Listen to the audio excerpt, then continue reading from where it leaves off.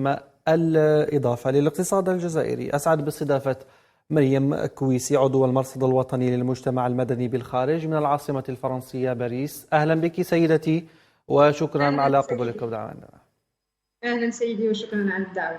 إذن أستاذة مريم كويسي، كما سبق وذكرت، فبعد نجاح 1200 طبيب جزائري في مسابقة الطب بفرنسا أثير جدل كبير في الجزائر عن الأسباب اللي خلت كفاءات جزائرية، أطباء جزائريين يهجرون من الجزائر بحثا عن ظروف أحسن وإمكانيات أفضل لممارسة مهنتهم في الخارج. في رأيكم هل هناك حقا تحفيزات في فرنسا هي اللي تخلي اليوم الشباب الجزائري يبحث عن الهروب من الجزائر من أجل بناء مستقبل خارج الوطن؟ Merci de poser cette question, cher monsieur. Effectivement, on va dire que l'être humain, dans sa manière de fonctionner, bien entendu, lorsqu'il prend une décision, il fait forcément un choix et il choisit pour renoncer à d'autres situations. Il est clair que certainement les médecins qui souhaitent venir en France ou à l'étranger de manière générale sont à la recherche d'un complément qui, malheureusement, en tout cas à l'heure où on se parle, n'ont peut-être pas encore trouvé à l'intérieur du pays. C'est la raison pour laquelle il faut se pencher sur ce sujet, voir quelles sont les choses qui sont déjà bien et sur lesquelles on doit s'appuyer encore davantage, et voir aussi les besoins qui sont répertoriés aujourd'hui et qui font que la plupart de ces médecins, puisqu'on parle de médecins aujourd'hui, souhaitent partir de manière temporaire, voire définitive à l'étranger, afin de porter à la connaissance du président, par exemple, de l'Observatoire dans un premier temps, ainsi qu'auprès du conseiller, auprès du président de la République chargé également de ce sujet, et porter ces sujets par la suite auprès du président de la République pour pouvoir être force de proposition et mettre en place des solutions afin de permettre justement à ces compétences de rester au sein de la mère patrie.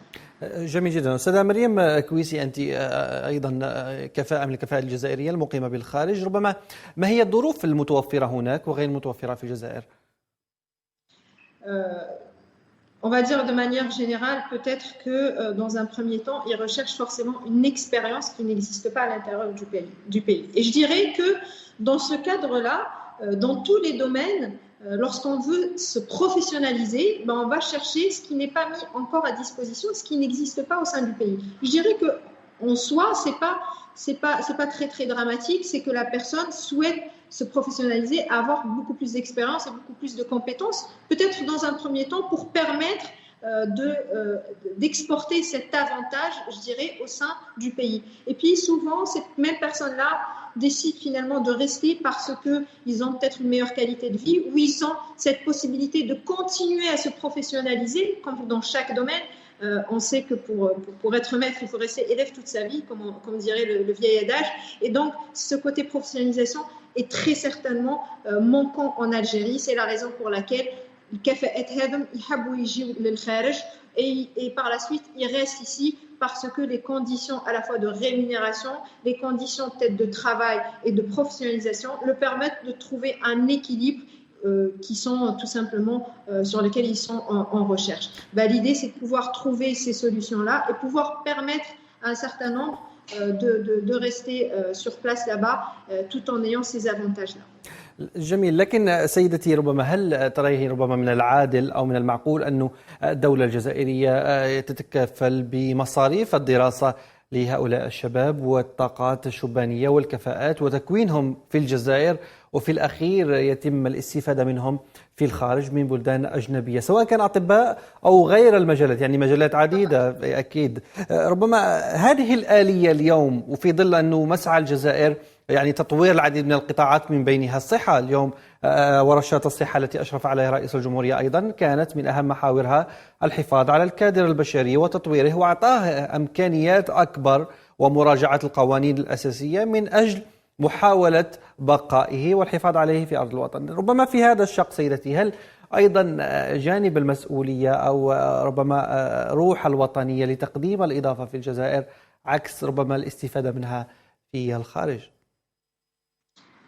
C'est très juste ce que vous dites. Effectivement, on fait partie des rares pays où l'instruction, en tout cas l'accès à l'instruction, et gratuit. Et je dirais sur ce point-là, je m'arrêterai sur ce point, même aujourd'hui, personnellement, j'ai fait mes études en Algérie et jusqu'à ce jour, je me sens redevable du pays par rapport à ça. Et il est effectivement très, très injuste qu'un pays mette à disposition des moyens, paie un accès à l'instruction, à l'éducation et à la formation pour qu'au final, cet investissement est dissipé dans le temps et qu'il se retrouve à servir un bénéfice à un autre pays. Donc oui, je partage votre point de vue et je dirais et je confirmerai que c'est un sentiment d'injustice que pourrait avoir le pays. Néanmoins, lorsqu'on fait ce constat, on ne peut pas passer en tout cas à travers un deuxième constat qui est de dire que si aujourd'hui il ne reste pas, c'est parce qu'il y a un besoin qui n'est pas comblé.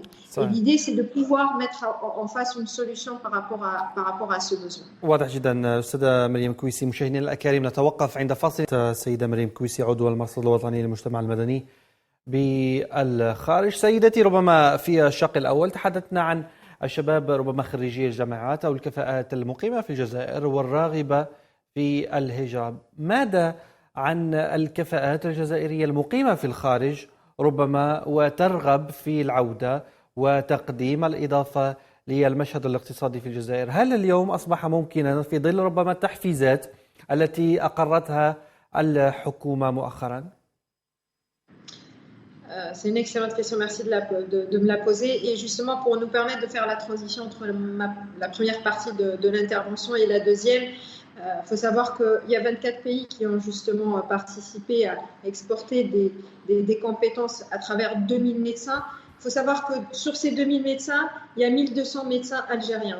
C'est vraiment une preuve factuelle et pragmatique de la qualité de la formation qui est donnée en Algérie et qui permet malheureusement plus aujourd'hui à certains pays d'en profiter puisque une majorité, comme vous l'avez souligné, reste à l'étranger.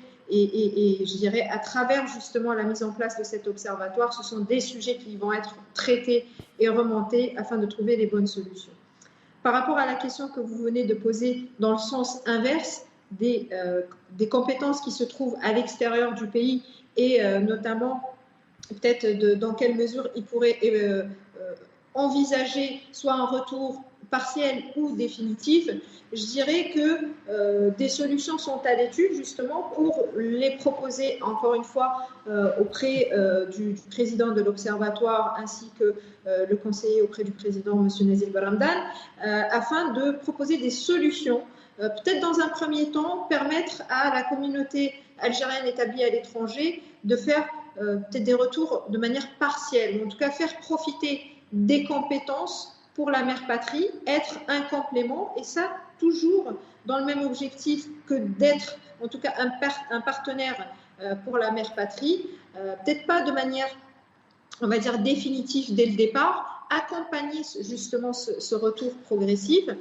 et peut-être à travers le partage de bonnes pratiques sur des solutions partielles. Et puis pourquoi pas, si des gens se trouvent et considèrent qu'ils sont peut-être beaucoup plus utiles au sein de la mère patrie, peut-être aussi pouvoir proposer des solutions ou des programmes bien carrés, bien établis pour leur permettre un retour définitif en Algérie. En tout cas, c'est un sujet qui est mis sur la table. جميل جدا. أستاذة مريم كويسي، أيضا ربما بحكم ربما علاقتكم في الخارج يعني وخبرتكم في الخارج، ما هي أهم القطاعات التي يتواجد فيها الجزائريون المهاجرون في الخارج على غرار الصحة أكيد والطب؟ ربما ما هي أهم القطاعات اللي يمكن اليوم الاقتصاد الوطني الاستفادة منها؟ Effectivement, le domaine médical est un domaine déjà assez important et on en a parlé. Il y a aussi le domaine où on va trouver beaucoup d'ingénieurs. Beaucoup d'ingénieurs sont établis ici. Beaucoup, je dirais, de financiers et d'économistes sont établis ici. Et surtout, là, on parle de thématiques et de domaines de compétences, mais tout ça à travers peut-être un domaine qui n'est pas des moindres, qui est le domaine de l'éducation. Au final, peu importe la spécialité de chacun, il y a énormément de professeurs, que ce soit en médecine, que ce soit en économie, que ce soit en mathématiques, donc collège, lycée, universités. Il y a beaucoup de professeurs algériens qui se trouvent en France et c'est la raison pour laquelle on va peut-être envisager des solutions dans le cadre du partage de bonnes pratiques et un accès à la professionnalisation à travers des ateliers, des propositions très très concrètes vont être faites très très prochainement pour pouvoir organiser des ateliers de professionnalisation à travers le territoire national avec la participation bien sûr des compétences qui se trouvent à l'intérieur de la mère patrie en collaboration avec des compétences d'Algériens établis à l'étranger. جميل جدا. وهل اليوم سيدة مريم كويسي الكفاءات الجزائرية في الخارج لماذا لا نرى هناك تكتل للكفاءات أو ربما ما يعرف باللوبي الجزائري من الكفاءات المقيمة بالخارج واللي أيضا ربما يمكن أنها تتحدد بصفة موحدة وتوصل رسالتها للسلطات الجزائرية بصفة موحدة وهذا الشيء ربما راح يسهل عمليات التواصل عبر القنوات الرسمية على سبيل المثال ربما السفارات والقنصليات المتواجدة عبر العالم وهذا الشيء ربما راح يقرب ويخلي الحكومة تعرف أهم المطالب للمغتربين اللي حابين يرجعوا البلاد وأيضا إيجاد أرضية تفاهم بين الطرفين ولما لا الاستفادة أكثر مستقبلا.